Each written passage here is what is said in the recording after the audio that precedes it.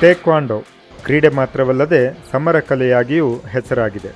Marshal ಆರ್ಟ್ಗಳಲ್ಲಿಯೇ ವೇಗವಾಗಿ ಆಡುವ ಆಟ ಇದು. ಅಟ್ಯಾಕ್, ಕೌಂಟರ್ ಅಟ್ಯಾಕ್ ಎರಡೂ ಇಲ್ಲಿ ಅಷ್ಟೇ ಸ್ಪೀಡ್. ಕರಾಟೆಯಲ್ಲಾದರೂ ಒಂದು ಕಿಕ್ ನಂತರ ವಿರಾಮ ಉಂಟು.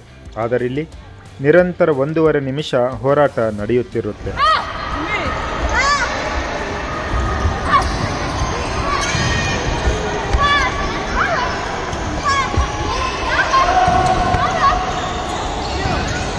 ಒಲಿಂಪಿಕ್ನಲ್ಲಿ ದೇಶವನ್ನು ಪ್ರತಿನಿಧಿಸುವವರೆಗಿನ ಅವಕಾಶ ನೀಡುವ ಆಟ ಈ ಟೇಕ್ವಾಂಡೋ. ಈ ಕಲೆಯನ್ನು ತಮ್ಮ ಮಕ್ಕಳಿಗೆ ಮಾತ್ರವಲ್ಲದೆ ಧಾರವಾಡ ಜಿಲ್ಲೆಯಲ್ಲಿನ ಕ್ರೀಡಾಪಟುಗಳಿಗೂ ಕಲಿಸುತ್ತಿದ್ದಾರೆ ಪರಪ್ಪ ಕ್ಷಾತ್ರತೇಜ ಮತ್ತು ಅಂಜಲಿ ಕ್ಷಾತ್ರತೇಜ ದಂಪತಿ.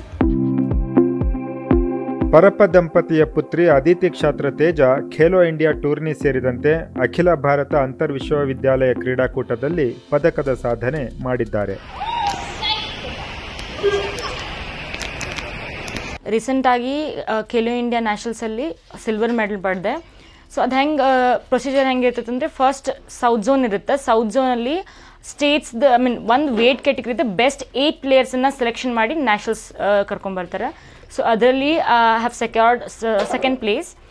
ಇಟ್ ವಾಸ್ ವೆರಿ ಡಿಫಿಕಲ್ಟ್, ಭಾಳ ಕಷ್ಟ ಇತ್ತು. ಎಲ್ಲ ಇಂಡಿಯಾಸ್ ಟಾಪ್ ಪ್ಲೇಯರ್ಸಲ್ಲಿ ಸೆಕೆಂಡ್ ಪ್ಲೇಸ್ ಮಾಡೋದು ಅಷ್ಟು ಈಸಿ ಇರಲಿಲ್ಲ. ಅದಿತಿ ಅವರ ಸಹೋದರ ಸಾಯಿ ಪ್ರಸಾದ್ ಸಹ ಟೇಕ್ವಾಂಡೋದಲ್ಲಿ ಭರವಸೆ ಮೂಡಿಸಿದ್ದಾರೆ. ನ್ಯಾಷನಲ್ಸ್ ಅಲ್ಲಿ ಹೋದೆ, ಫಸ್ಟಿಗೆ ಸಿಲ್ವರ್ ಮಾಡಿದೆ, ಗೋಲ್ಡ್ ಮಾಡಿದೆ, ಬ್ರಾನ್ಸ್ ಮಾಡಿದೆ. ಬಟ್ ನಂದು ಇನ್ನೂ ಏನಂತಾರ ನನ್ನ ಟ್ರೈನಿಂಗ್ ಯಾಕೋ ಕಡಿಮೆ ಬರ್ತೈತೆ. ಯಾಕಂದ್ರೆ ನನ್ನ ಮಾರ್ನಿಂಗ್ ಆಗಲಿ ಈವ್ನಿಂಗ್ ಆಗಲಿ ಪ್ರಾಕ್ಟೀಸ್ ಸಿಗುತ್ತೆ, ಬಟ್ ಸೆನ್ಸರ್ ಟ್ರೈನಿಂಗ್ ಸಿಗ್ತಿಲ್ಲ. ಆದ್ರೆ ಸೆನ್ಸರ್ ಟ್ರೈನಿಂಗ್ ಸಿಕ್ಕರೆ ನಾನು ಚಲೋ ಮಾಡ್ಬೋದು ಅಂತ ನನಗಿದೆ. ಕ್ರೀಡಾಪಟುಗಳಲ್ಲಿ ಆತ್ಮವಿಶ್ವಾಸ ಹೆಚ್ಚಿಸುವುದರ ಜೊತೆಗೆ ಸ್ವಯಂ ರಕ್ಷಣೆಯ ದೃಷ್ಟಿಯಿಂದ ಯುವತಿಯರಿಗೂ ಈ ಕಲೆ ಮುಖ್ಯವಾಗಿದೆ. ಈ ಕುರಿತು ತರಬೇತಿ ನೀಡುವುದರ ಜೊತೆಗೆ ಶಾಲಾ ಕಾಲೇಜು ವಿದ್ಯಾರ್ಥಿನಿಯರಲ್ಲಿ ಜಾಗೃತಿ ಮೂಡಿಸುವ ಕೆಲಸವನ್ನು ಮಾಡುತ್ತಿದ್ದಾರೆ ಪರಪ್ಪ ಅವರ ಪತ್ನಿ ಅಂಜಲಿ. ನೀವು ಇದು ಗೇಮ್ ತಗೊಳ್ಳೋದ್ರಿಂದ ಮೇನ್ ಯೂಸ್ ಆಗೋದು ನಿಮ್ಮ confidence, coordination, flexibility, endurance, power strength. ಆಮೇಲೆ ನೆಕ್ಸ್ಟ್ ಮೇನ್ ಹೇಳ್ಬೇಕಂದ್ರೆ ನಿಮ್ಮದು ಕಾನ್ಫಿಡೆನ್ಸ್ ಲೆವೆಲ್ ಇಂಪ್ರೂವ್ ಆಗುತ್ತೆ. ಈ ಸದ್ಯದಲ್ಲಿ ಏನು ನಡೀತಾ ಇರೋದ್ರ ಹುಡುಗಿಗೆ ತುಂಬ ಮುಖ್ಯವಾದದ್ದು. ಸೊ ಹೀಗಾಗಿ ನಾನು ಸದೃಢ ಭಾರತ ಮತ್ತು ಒಂದು ಹುಡುಗಿ ಒಂದು ಸೇಫ್ಟಿಗೋಸ್ಕರ ತುಂಬ ಹಳ್ಳಿಯಲ್ಲಿ ಹೋಗಿ ಸ್ಕೂಲಲ್ಲಿ ಹೋಗಿ ಫ್ರೀಯಾಗಿ ನಾನು ಟ್ರೈನಿಂಗ್ ಕೊಡ್ತಾ ಇದ್ದೇನೆ. ಸೊ ಯಾಕೆ ಗೊತ್ತಾ, ಒಂದೊಂದು ಹುಡುಗಿನೂ ಒಂದೇ ದಿನ ಟ್ರೈನಿಂಗ್ ತೊಗೊಂಡ್ರು ಸಹಿತ ಆ ಹುಡುಗಿಗೆ ಅದು ಯೂಸ್ ಆಗಿದೆ. ನಾವು ಆ್ಯಕ್ಚುಲಿ ಸೆಲ್ಫ್ ಡಿಫೆನ್ಸ್ ಅಂತೇಳಿ ನಾವು ಆಟ ಕಲಿಸಲ್ಲ, ಅವ್ರಿಗೆ ಏನು ಬೇಸಿಕ್ ಏನು ಬೇಕೋ ಅಷ್ಟೇ ಕಲಿಸೋದು ಹುಡುಗರಿಗೆ. ಯಾಕಂದ್ರೆ ಒಂದು ದಿವಸದಲ್ಲಿ ನಾವೇನವ್ರಿಗೆ ಟೈಕೊಂಡಾಗಲಿ ಆಟ ಆಗಲಿ ಕಲ್ಸೋಕ್ಕಾಗಲ್ಲ. ಒಂದು ಅವರಿಗೆ ಜಾಬಿಗೆ ಇವಾಗ ಗೌರ್ಮೆಂಟ್ ಮಾಡಿದ ಪ್ರಕಾರ 2% ಒಂದು ಜಾಬ್ ಅನೌನ್ಸ್ ಮಾಡಿದ್ದಾರೆ. ಸೊ ಅದರಲ್ಲಿ ಅವ್ರಿಗೆ ಮಿನಿಮಮ್ ನ್ಯಾಷನಲ್ ಮೆಡಲಿಸ್ಟ್ ಬೇಕು. ನ್ಯಾಷನಲ್ ಮೆಡಲ್ ಮಾಡಿದರೆ ಮಾತ್ರ ಅವರಿಗೆ ಈ 2% ವ್ಯಾಲಿಡ್ ಆಗುತ್ತೆ. ಅದು ಬಿಟ್ಟು ನನ್ನಲ್ಲಿ ಹುಡುಗಿಯರು ಬಿಟ್ಟು ನನ್ನ ಹತ್ರ ಅಂಗವಿಕಲರು ತುಂಬ ಜನ ಇದ್ದಾರೆ. ಅಂಗವಿಕಲರು ಯಾವುದೇ ಕೆಟಗರಿಪ್ಪ ಅಂದರೆ ಕಣ್ಣಿಲ್ದವರು, ಕಾಲು, ಕೈ ಮತ್ತು ಆಟಿಸಮ್ ಅಂತಾರೆ. ಆಟಿಸಮ್ ಅಂದರೆ ಮಂದಬುದ್ಧಿ. ಸೊ ಇವರೆಲ್ಲರೂ ಟ್ರೈನಿಂಗ್ ಬರ್ತಾರೆ. ಇವ್ರಿಗೂ ಸಹಿತ ನಾನು ನಮ್ಮದು ನಾರ್ಮಲ್ ಜನರಲ್ ಹುಡುಗರನ್ನ ಒಲಿಂಪಿಕ್ ಅವ್ರದ್ದು ಅಷ್ಟೇ ಅಲ್ಲದೆ ಅಂಗವಿಕಲರನ್ನು ಒಲಿಂಪಿಕ್ ಕಳಿಸ್ಬೇಕಂತ ಒಂದು ಉದ್ದೇಶ.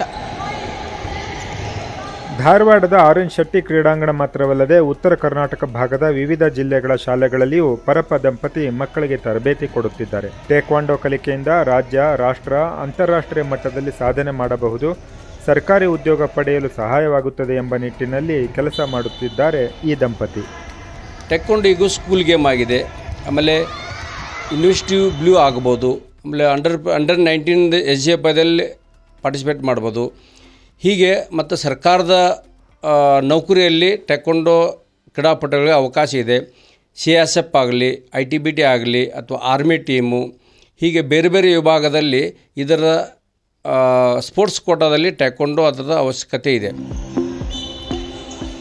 ಧಾರವಾಡ ಜಿಲ್ಲೆಯಲ್ಲಿ ಟೇಕ್ವಾಂಡೋ ಕ್ರೀಡಾಪಟುಗಳಿಗೆ ಸೆನ್ಸರ್ ಆಧಾರಿತ ತರಬೇತಿ ಸೇರಿದಂತೆ ಆಧುನಿಕ ಮಾದರಿಯ ತರಬೇತಿ ಸೌಲಭ್ಯಗಳಿಲ್ಲ.